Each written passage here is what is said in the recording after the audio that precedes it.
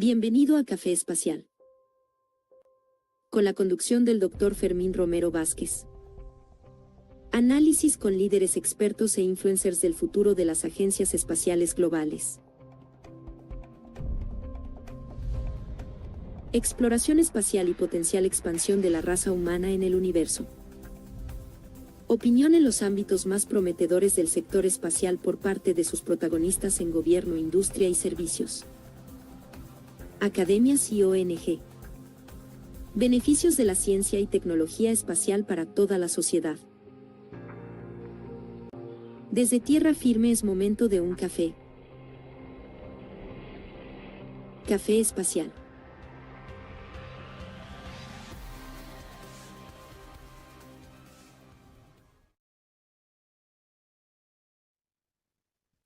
Hello, my friends. Good morning, and I'm very happy to have you here with you.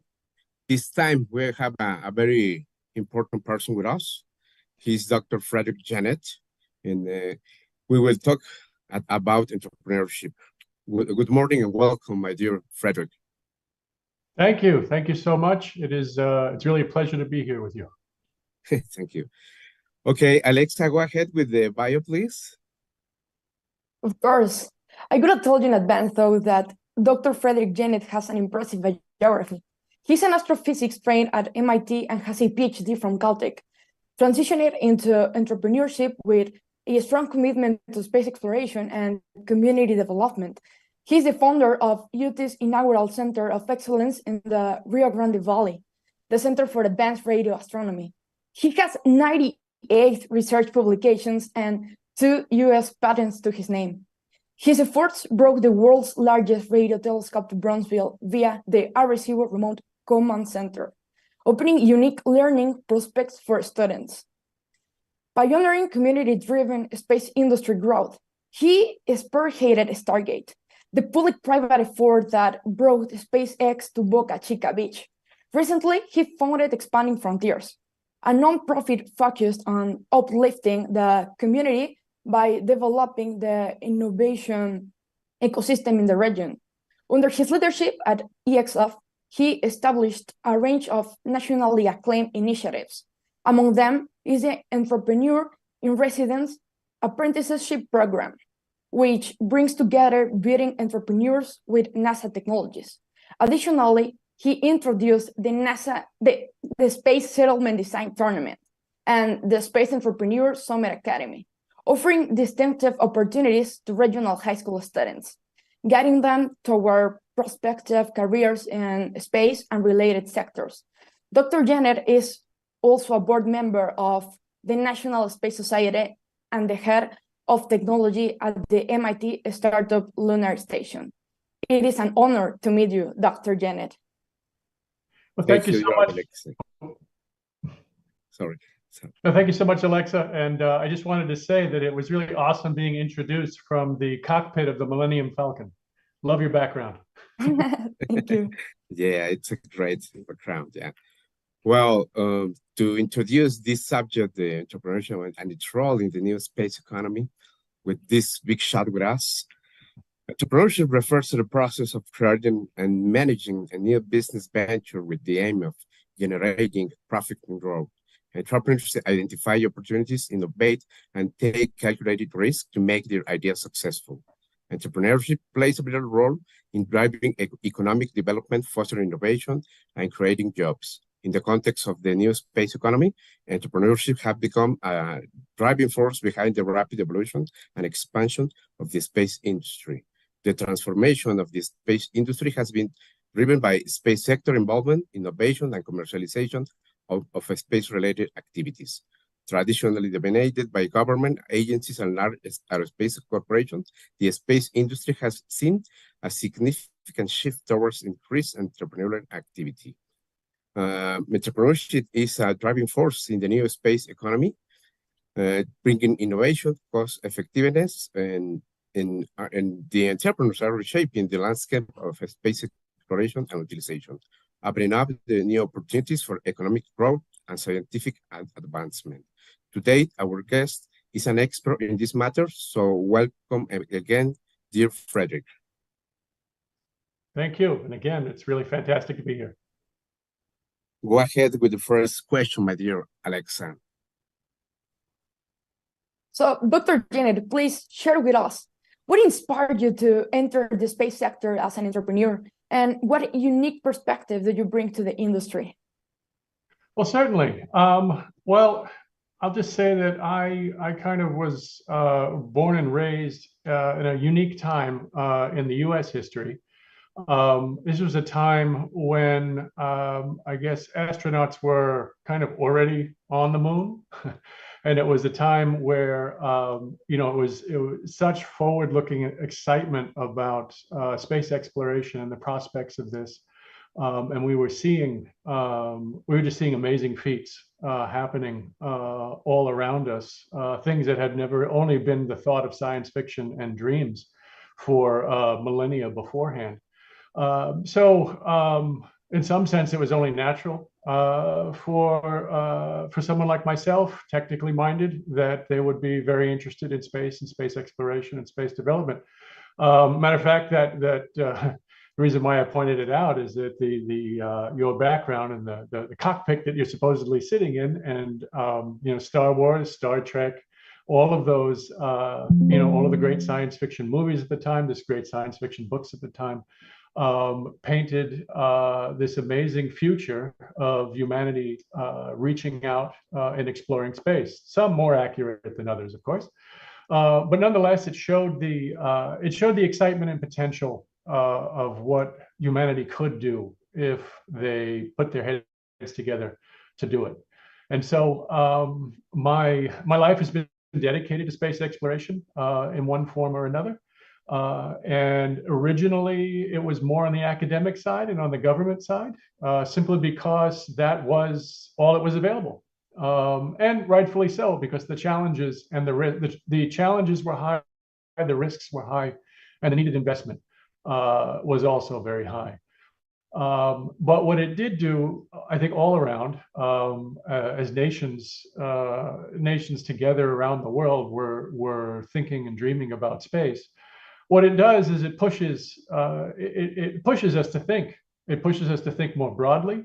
It pushes us to think in different ways that we would never have thought of before, both on the technological point of view, but also on the socio-political grounds as well. Realizing, you know, these are big challenges that require huge collaborations. So not only did we, you know, one has to learn about, you know, the technology around how do you get a rocket off the surface of the planet, but then you also have to learn how do we collaborate and work together? How does industry design and build itself that it can do these great feats? And how do our nations work together to enable these things to happen? So I think in many ways, you know, space exploration has pushed us as a species, and pushed us into thinking about and exploring these amazing things. And so it's come to a natural point in the evolution of the technology that it can start to be transferred from the government labs and from complete government funding. It's starting to look at the point where you know, private individuals can start to get involved in this, and not just you know, taking a contract and building something for government, but actually playing a role in how we move forward. You know, the thinking about what is, you know, how is this going to move forward? What are the right things to do? What are the right moves to make? It's not just in the hands of government. It's a slow transition, but this is the beginning of that transition. So it became clear in recent years this transition was happening, that this transition was also had the ability to play a role in the socioeconomic development of regions, aka individuals and regions can start to benefit from an economically from working in this region. And it can be done in collaboration with, but also moving forward in a private way, the development of these technologies. So a lot of things came together to create a transition, and deciding that now would be the time to really start looking at space development from the point of view of an entrepreneur. And hence the creation of Expanding Frontiers and the work that we're doing down in South Texas. Great. Well, the new space economy stimulates economic growth by creating jobs, attracting investment, and contributing to local economies. Startups and innovative companies create employment opportunities in research, development, manufacturing, and other space-related activities. With the increasing of involvement of private companies in space exploration, how do you see the role of entrepreneurship evolving in shaping the future of space travel and technology? So it clearly is going to play a pivotal role. I think it's well understood. We more and more understand the importance of diversity across the board, and the more minds that one has thinking about things and in different ways, the better the solutions are going to be. Better solutions are going to be created, but also questions are going to be asked and brought up that probably would never have even been asked, and novel solutions found for this. And this shows up in all industries, and it is we would be remiss if we did not recognize that we're in this phase of development in the space industry because it was intentional. So the U.S. government and NASA together, the great minds and visionaries there, saw that we were not going to be able to reach the full potential of what we could do in space and space exploration if it was just kept in the hands of the way it was currently being done in the government, this sort of government model. And so, with intention, the entrepreneurs were brought in, and it's continuously said that we need to bring the abilities, capabilities, and ingenuity of the private sector to start to solve the problems that we have in the space industry. And one of those big problems is the expense and how expensive the space industry can be.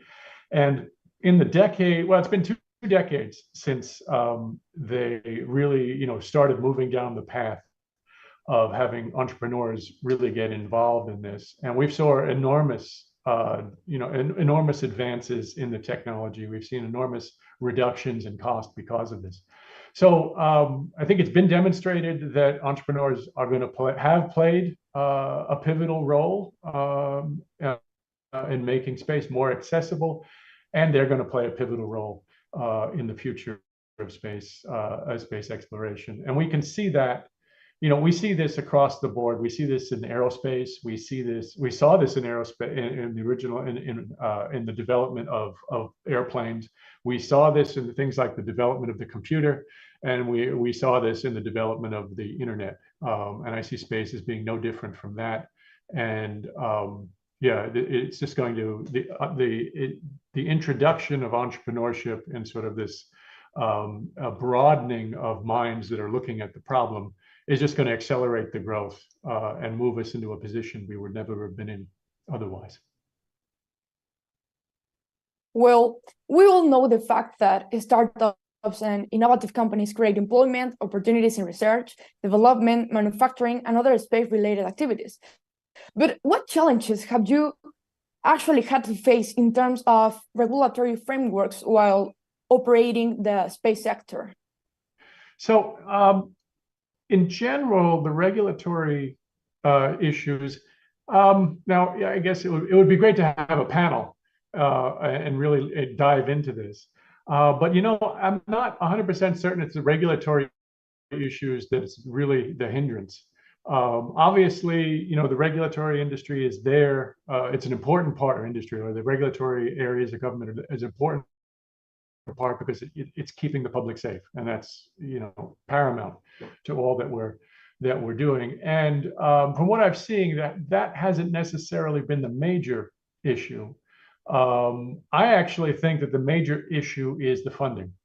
The main thing that entrepreneurs face is when they're creating a piece of technology that is not software related. One of the reasons why the internet took off is because it was so cheap to get an initial concept out like almost no money is necessary to get an initial software concept out. It's not completely true, especially nowadays. It's a little bit more. But nonetheless, there's a low barrier to do that.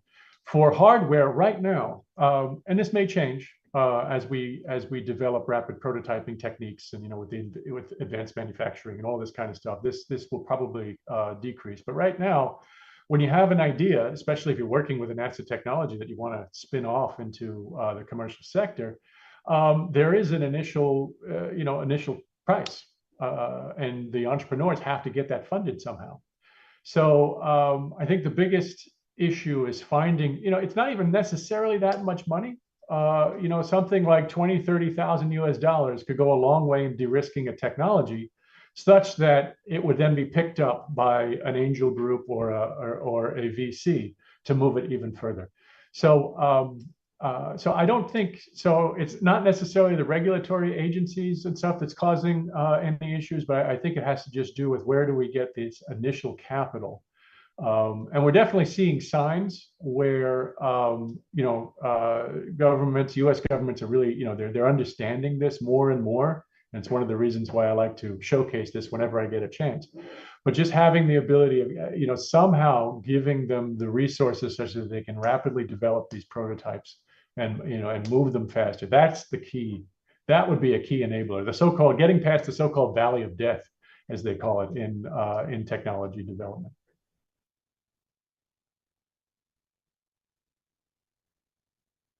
Great, Drake. Entrepreneurial ventures play a vital role in advancing space exploration.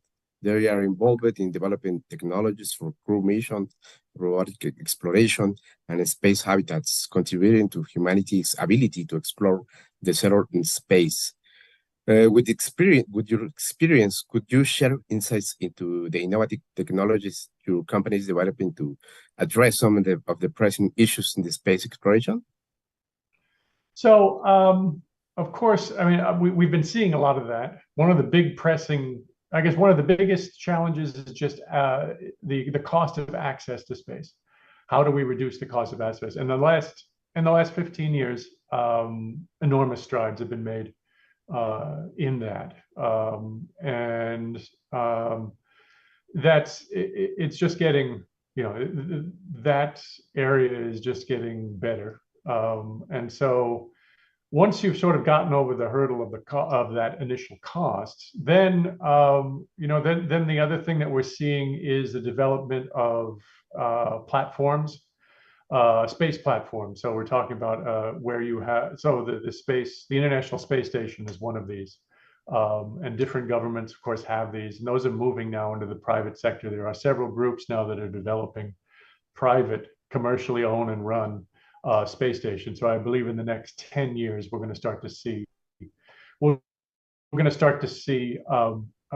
this type of activity moving forward.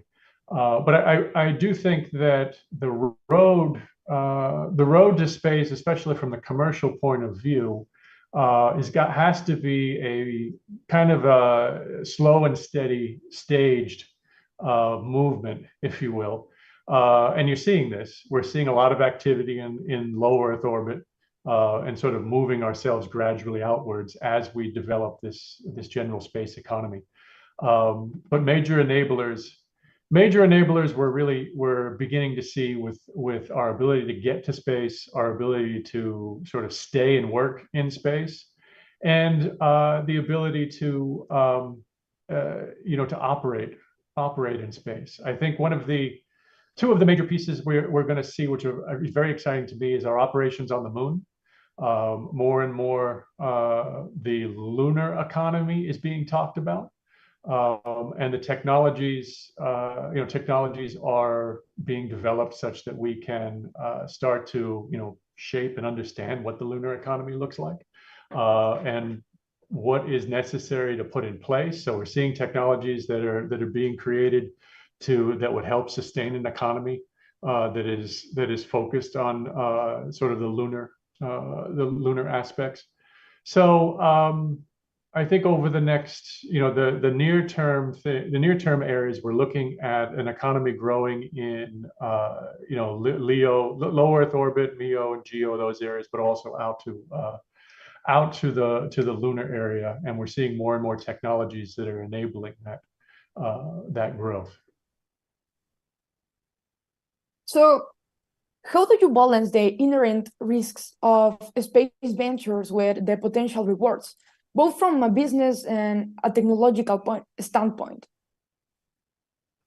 Right. So a lot of that, it's a very interesting bootstrapping that we're seeing right now, because at the moment, the governments are currently the major customer, and they have to be the major customer. And of course, that comes with certain risks, but also certain rewards. And a lot of companies are, noticing that and hearing that type of thing.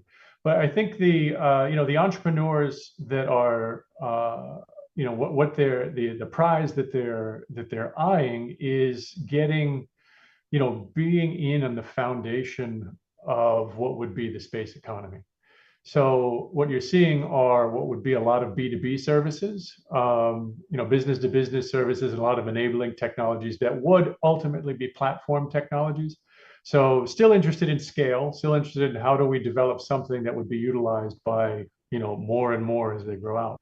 So it's really using that business acumen to understand what are the foundational pieces that I'm going to build and develop.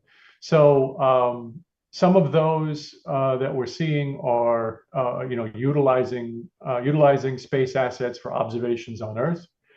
This is where I think a lot of entrepreneurs are focused, because they're basically taking technologies, they're taking Earth observation technologies and developing solutions that can be sold and that have customers on Earth.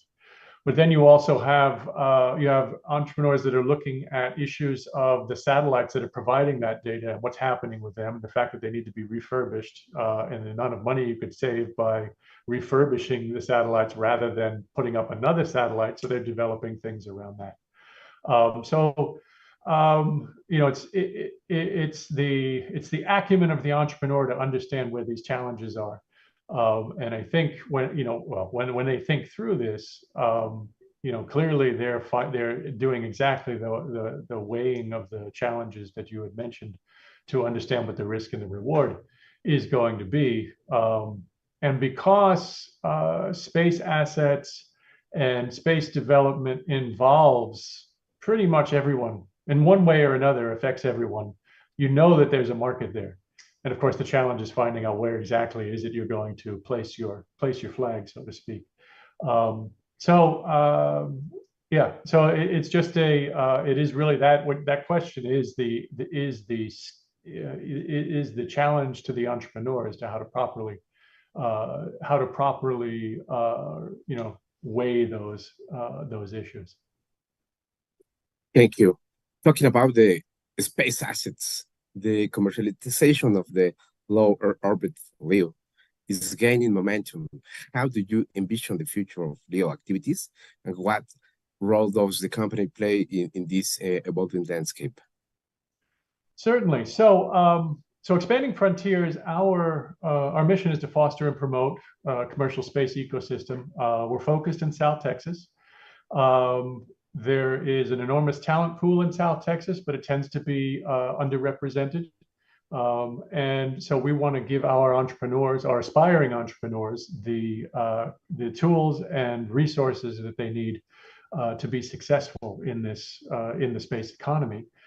And the role in which the way we're actually doing this is it's sort of multifaceted. In the first is really introducing the entrepreneurs to existing NASA technologies so that they can repurpose them for challenges here on Earth.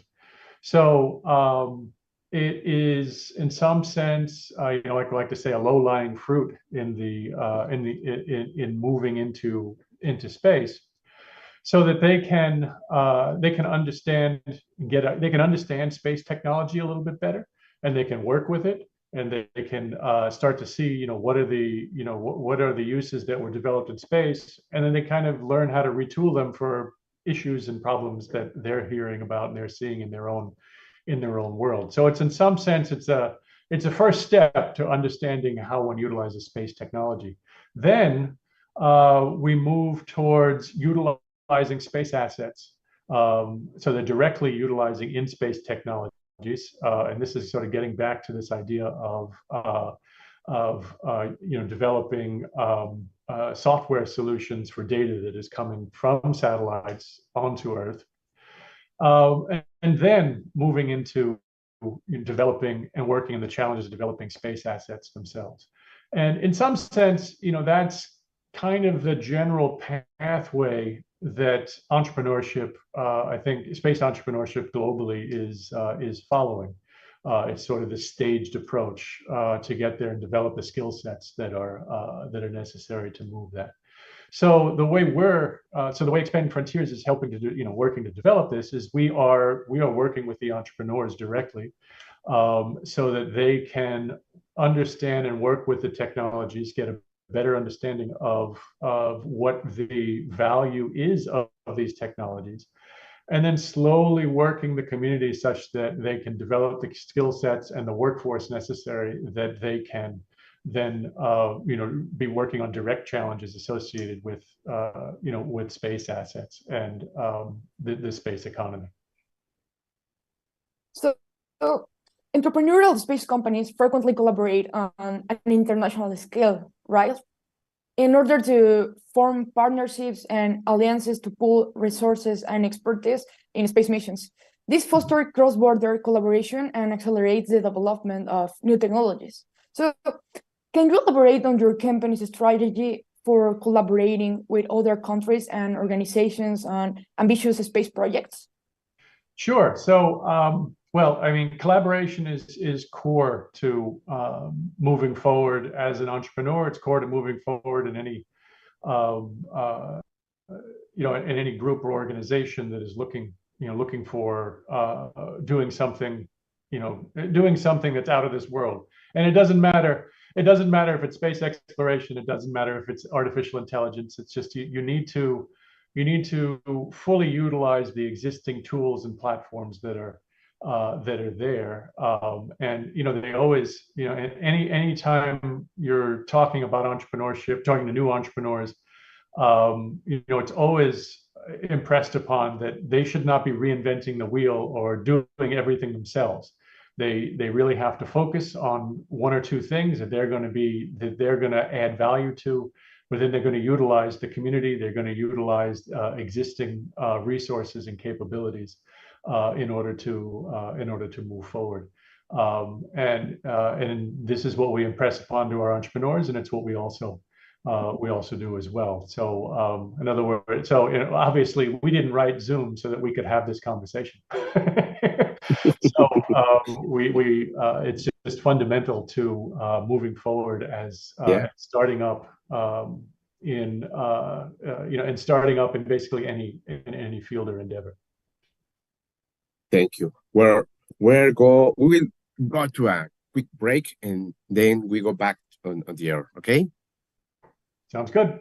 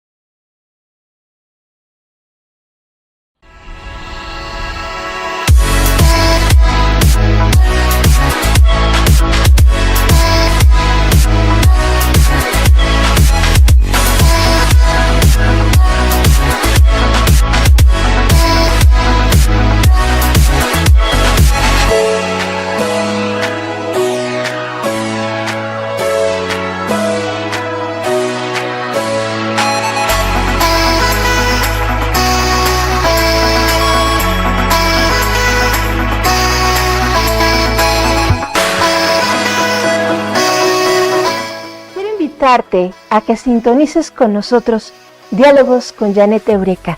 Tendré la gran oportunidad de entrevistar personalidades en diferentes ámbitos, así que muy atento a nuestra multiplataforma televisiva Cabina 11 Cadena Global, a través de la señal de BB Media Televisión.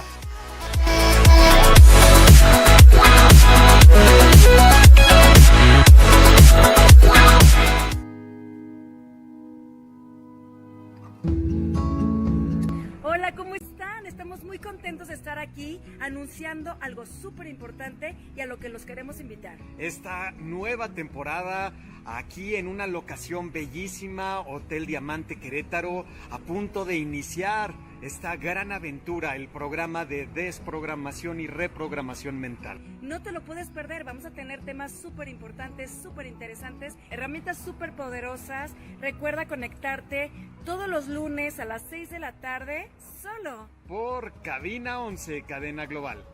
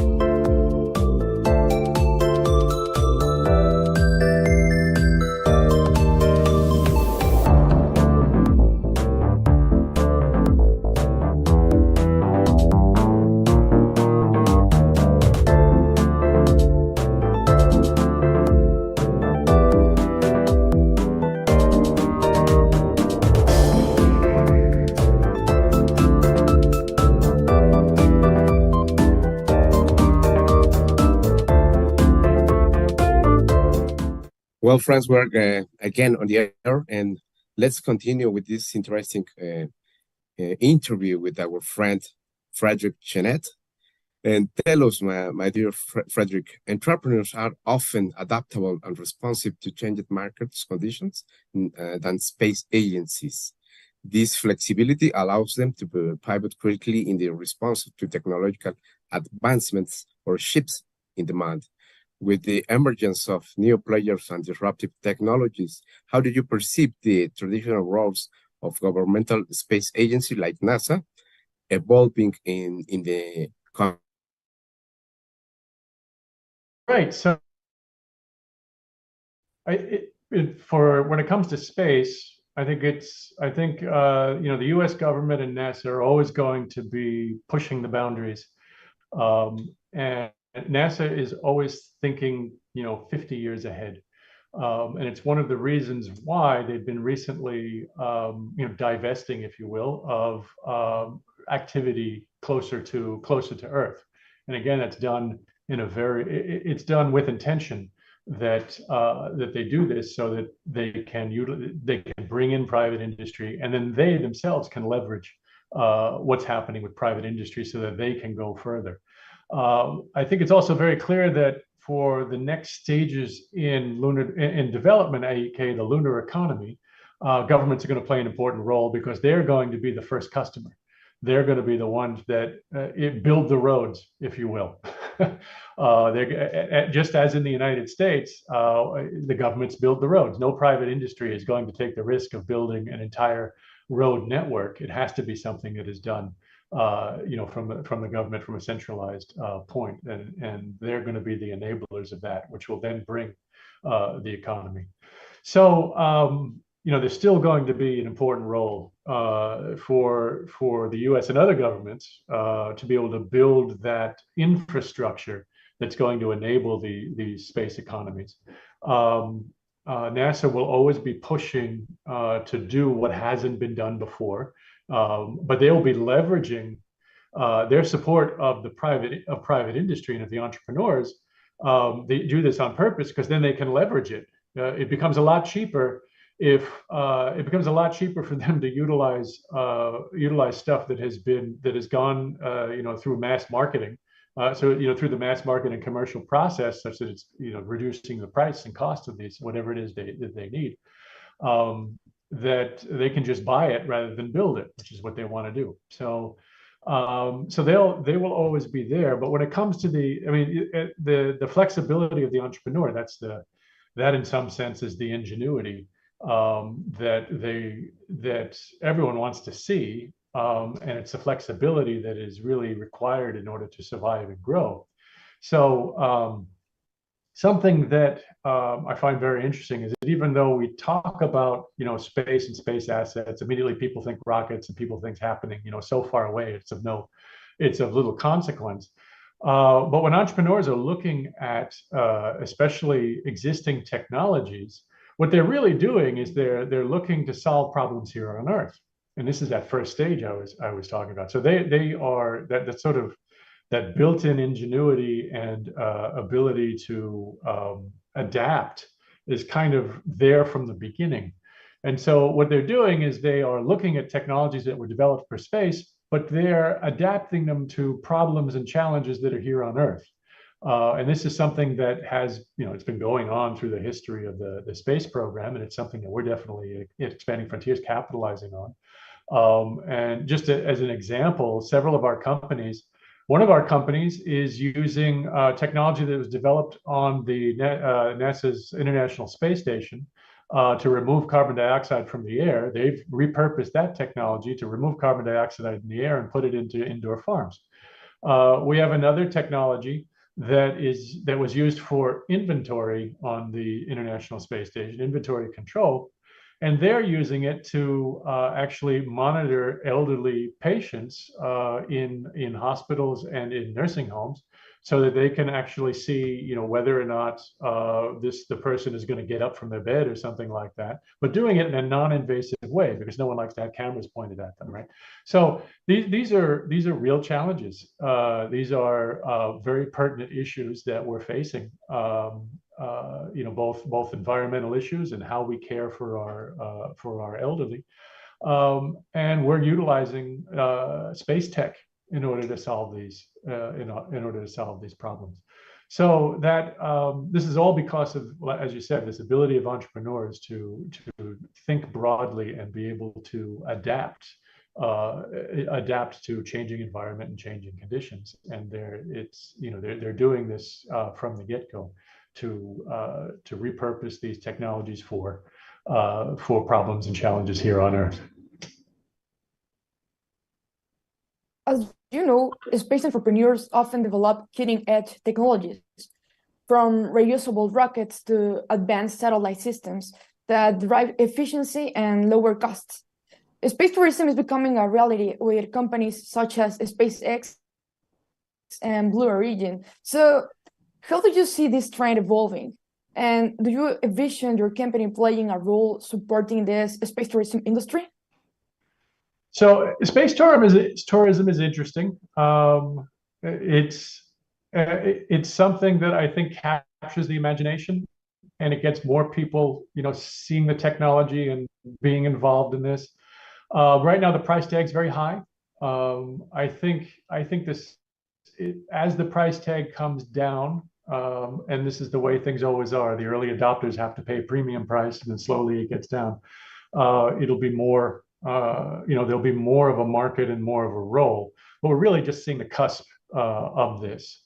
So I would say that right now, that is something that is, it is in the realm of billionaires and people, the extremely high net worth individuals that are really helping to move that along, which is fantastic to see. As we increase the number of astronauts that are actually, increase the number of people that are actually astronauts, and slowly that'll drive the tech down. So basically, the way I'm seeing that is the early adopters, are going to be the high net worth individuals, that are helping to push that technology development. When we start having these, when we start more and more testing this technology of basically human habitation is really what we're talking about. It's the beginnings of human habitation, where it will slowly evolve. Those capabilities will then be used more and more by the commercial sector as we see more benefits being involved, as in manufacturing that can happen up there. So basically the tourism industry creates that infrastructure to be able to get people, small numbers of people living and working in space, slowly bringing down the price. Commercial companies will start, and entrepreneurs will start to see other things and other avenues where this can open up. That will slowly begin to, reduce the price. So what we're seeing is a gradual transition to humanity living and working in outer space, as in space settlements. First, it's starting with these smaller groups and smaller individuals, and slowly as the tech develops and as more and more people see real value propositions being generated by having people in space, then eventually this is going to lead to small towns and small cities in space. So I think it's an important first step. Space tourism is an important first step in our journey, of humanity's journey of actually sustainable settlements beyond the surface of the planet. Good. Entrepreneurs in the space industry bring fresh perspectives and innovative approaches to solving long-standing challenges such as autonomous navigation or data analysis. Artificial intelligence and machine learning are transforming various industries. How do you leverage these technologies in your space-related endeavors? So right now, we know that 2023 is probably going to be marked as the year that artificial intelligence really came to fruition. I don't want to say it's the year that computers woke up. We're not quite there yet. We may be within a decade, actually, looking at Moore's law and looking at where the capabilities are.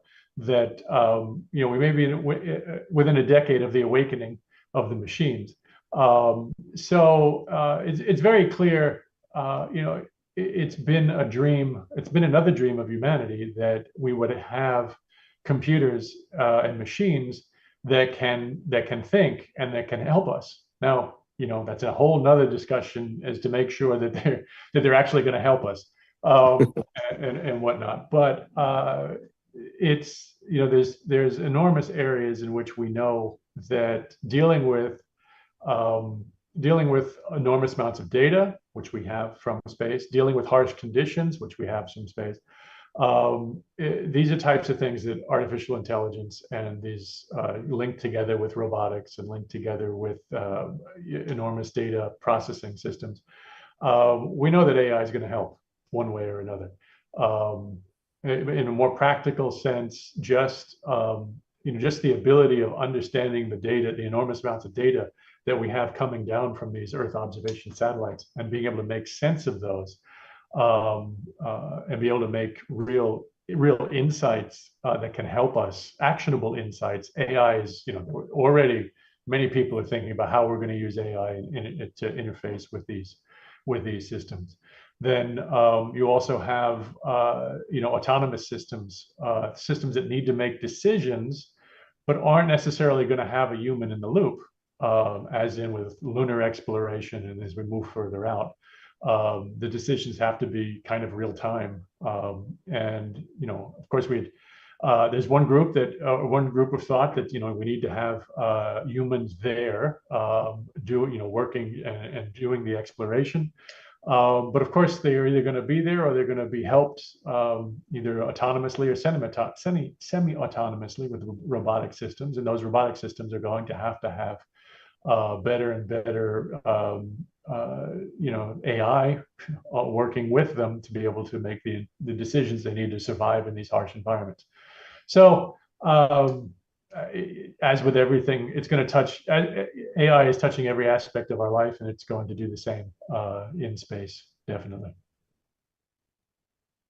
Well, space activities are becoming a growing concern. So how is your company contributing to sustainable practices and responsible in the space industry?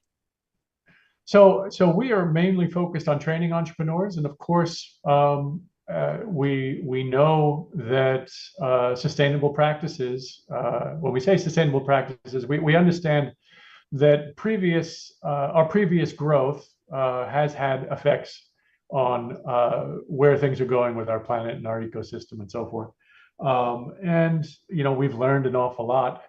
Humanity has learned an awful lot about what's been happening, and of course, I think we are now sort of coming to a realization that we have to take steps to make sure that that what we're doing is renewable, is sustainable, and so forth. So this is just, so what we do is that we make sure that our entrepreneurs receive the right training and understanding of these effects. This is no different in space, as in when humanity goes somewhere, they tend to leave a lot of garbage. And we're doing the same thing. And you may have heard of orbital debris and these issues where care wasn't taken because it wasn't, there were other concerns about getting into space than caring about what we do with pieces. So yeah, it's just a matter of educating and understanding the environments and the tools that we're working with, so that appropriate care can be taken in dealing with the sustainable issues that we would have in space. Orbital debris, of course, being one of them. Another one that I do like to talk about and mention is preserving our heritage. So we talk about archaeological heritage, we talk about preserving our history on Earth, but there's an awful lot of history already that has been established in space. And in case in point is humanity's first steps on the moon. And these are now, should be considered resources and marking the history of humanity. And it's a question of are we going to preserve that history? And this is the same as we do on Earth. We preserve our history so that we understand and we understand where we came from. We understand the hardships that were there, and we appreciate this moving forward. And so the same thing now as we move forward and we consider the lunar economy. What do we do with the historical sites that are now there? Are we going to preserve them? And of course, this is something that we want to do as we move forward in that. And there are many groups that are making sure that this is in the forefront of our understanding as we move forward in this endeavor. So as far as expanding frontiers is concerned, education is the important piece. Educating our entrepreneurs to developing sustainable or keeping it, making sure that entrepreneurs have this in the forefront of their minds, that we have to be careful about what we're doing as we move forward in these endeavors. Right. Regarding the space settlement competition that EXF organize very often, how do you envision the collaboration with Mexico's organizations such as Spaceport MX and approaching the Universe Foundation, FAU? Right. So the Space Settlement Design Tournament, just to give a little background, it's an industry simulation that enables students high school students, to get a glimpse of what it is like to work in an industry environment, to work together with a relatively large-sized team, say 49 other people that they've never met or worked with before. And they have to figure out not only how to work together, but they also have to solve challenges associated with developing a space settlement. And they have to put their thoughts and ideas down together in a proposal to which they pitch to a panel of experts. And they have about 24 hours to do this. It's sort of so the time, all of this, the timeline and everything has been put together on purpose, because it simulates what it is like to be working on these proposal teams in industry, which you see all over the place. You will this concept of writing these proposals to pitch an idea exists everywhere, from an entrepreneur all the way up to big industrial companies. And high school students rarely ever get a chance to see that and understand the dynamics and what's important there. And so it really teaches certain skill sets, or exposes them to certain skill sets. And of course, if the students go back year after year and tournament after tournament, it really exposes them to these concepts, and they learn a lot that they would not be able to get in any other environment. Now, the tournament concept itself was developed out of something called the Space Settlement Design Competition, which was developed with at the time NASA engineers and contractor engineers and basically people that were in the industry. This is developed back in the 80s. And then they kind of worked this out and still continue to do the competition. But we wanted to have something that was built on the model, but could also be scalable and include as many many more students as possible. And we're also leveraging the virtual environment, since the tournament is done completely virtually.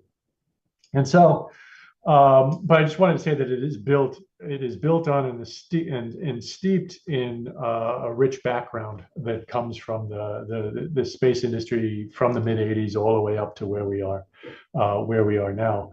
And a quick shout out to Anita Gale, who was one of the founders of that program that we work very closely with, and she's also the CEO of the National Space Society.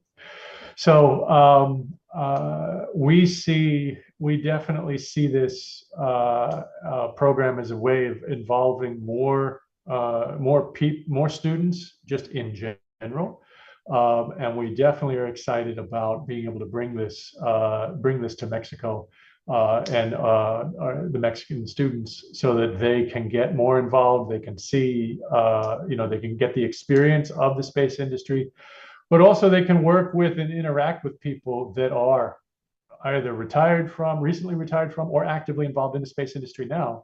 So it's a way that they can, in some sense, it's a way that they can get exposure, get recognized by this, and start to see themselves and the pathway into the space industry, either as an entrepreneur or as an industry professional. So, Dr. Jenet, the willingness to take risks has led to ambitious projects like Mars exploration, asteroid mining, and lunar bases, pushing the boundaries of human achievement. What advice do you have for aspiring entrepreneurs who are interested in entering the space sector? And what key trends do you believe will shape the industry's landscape in the next decade? So, the first piece of advice I will give to any entrepreneur is, no matter how, the key to being an entrepreneur is the ability to listen. Listen to your customers, listen to your advisors, take their advice, utilize existing tools, as we were discussing before, existing tools and things that are out there. But your job as an entrepreneur is really to synthesize information.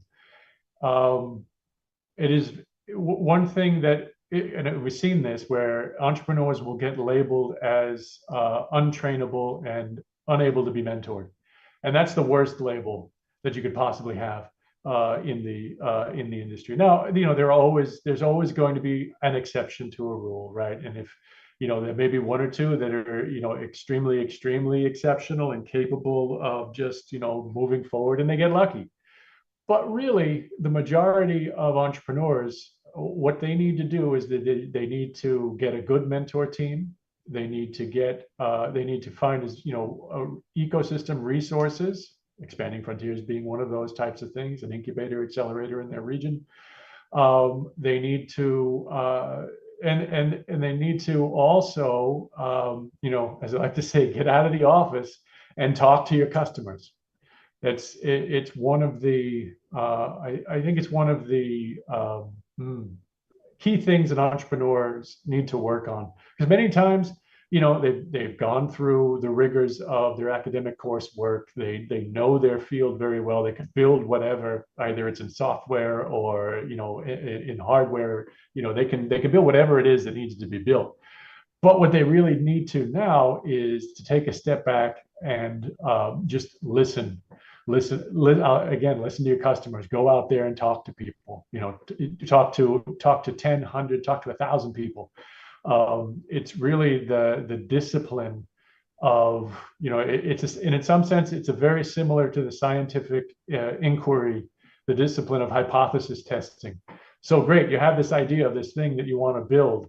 Now you have to go and test it and see, does anyone want to buy it? Is there any reason for me to be working in this particular direction? And so I would say the biggest piece of advice I can say is that your role as leadership in your company and entrepreneurship is really to listen to those who have been there before you, as your mentors. Make sure you get mentors that believe in your vision and are willing to tell you, you know, when you're doing stuff wrong, and you have to listen when you're doing stuff wrong. And also talk to your customers so you understand what it is their needs are, and the problem that you're trying to solve. So, and I would say that for a space entrepreneur, and I would say that for anyone interested in entrepreneurship. Great. Well, time is almost over, so I will ask you to give us a final reflection on what is the future of the space exploration regarding cislunar economy and the future resource explotation of the moon, for example, and also trends such as the new space line. And how do you see this evolving space economy? Certainly. So I think the first things we're going to see in the near term are, the reduction of launch costs. We're already seeing it. It's going to come down more and more. We're going to see more and more people, actual human beings, in space, especially with these new, with the facilities that are being designed and built, commercial space stations that are coming into play.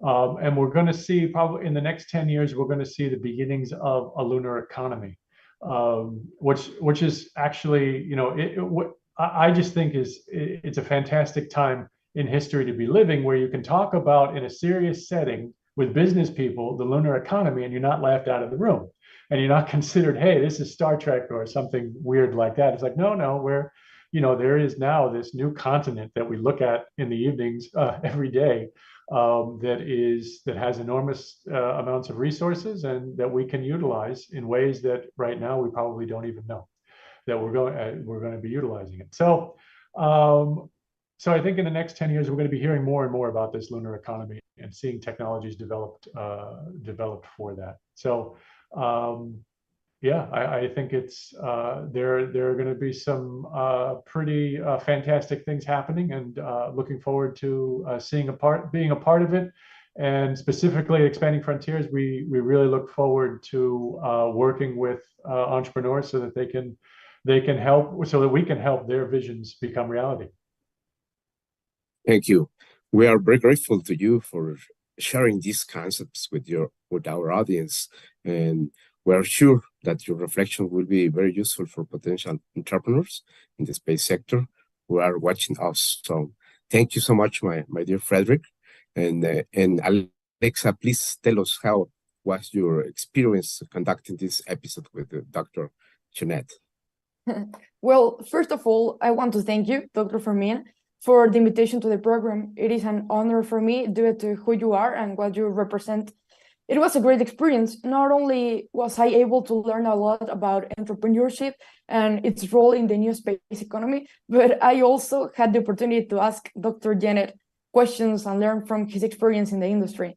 The space is a vast territory full of opportunities and challenges, and entrepreneurship is one of the key factors that will enable us to make the most of that potential, finding innovative and sustainable solutions to address the space challenges. Beyond the interview, this experience was a reminder that hard work and perseverance can take you far. As a young person in the industry, it was inspiring to see that there are people who have already established themselves and achieved great things in this field. I hope to apply everything I have learned and continue to advance in this exciting career.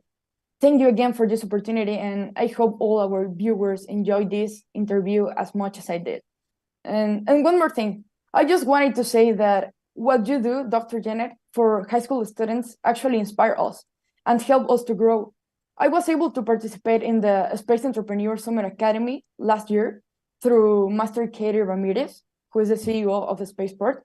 And I got to say it was an enriching experience for me. We had well-prepared teachers and we could learn about many useful topics such as physics-related stuff, or we learned to use Kerbal Space Program, which is a simulator that allows you to launch rockets and put satellites on orbit. And I can only say thank you, because without great people like you, Dr. Fredrick and Dr. Fermín, we wouldn't have this kind of opportunities and experiences. Thank you so much for your nice words, my dear Alexa.